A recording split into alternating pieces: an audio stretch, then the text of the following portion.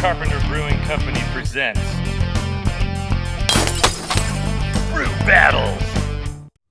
Welcome to the detailed results of our Brown Ale episode, where we battled Big Sky Moose Drool, Samuel Smith's Nut Brown Ale, Wychwood Hobgoblin, Newcastle Brown, and Lost Coast Downtown Brown. Let's get into the results.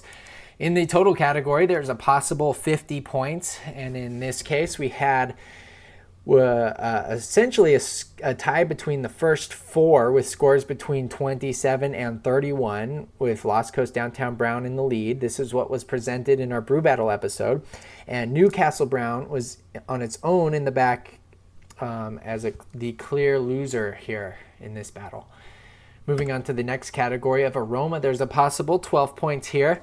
And again, the first four were in their own category with scores ranging between 6.2 to 7.7, with Big Sky Moose Drool being the top in aroma, according to our judges. And Newcastle Brown is on its own in the back as having the worst aroma.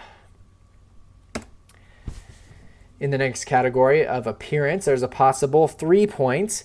And in this case, the judges could not distinguish statistically any difference between the appearance of these brews. So the scores range between 1.9 with Newcastle Brown in the back to 2.3 with Lost Coast Downtown Brown in the front. Actually, that was tied with Wychwood Hobgoblin, also with 2.3. In the category of flavor, there's a possible 20 points. This is our biggest category.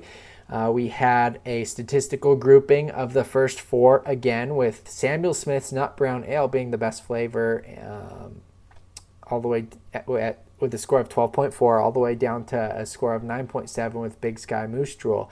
And again, Newcastle Brown is in the back with a score of 6.3 as having a flavor that our judges knew was different and less pleasing than the other four.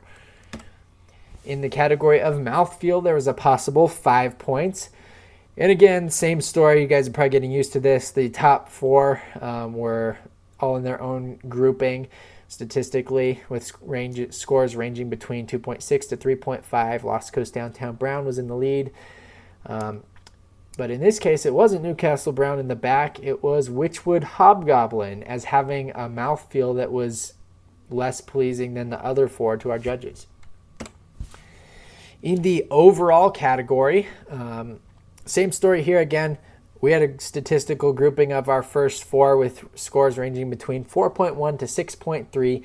Lost Coast Downtown Brown in the lead, and in the back and on its own was Wychwood Hobgoblin as being noticeably different in the overall category to our judges. Thanks for tuning in to this detailed results episode. Stay tuned for more episodes from us in the future. Thanks for tuning in. Bye. Follow us on Google Plus to stay up to date on our latest video announcements.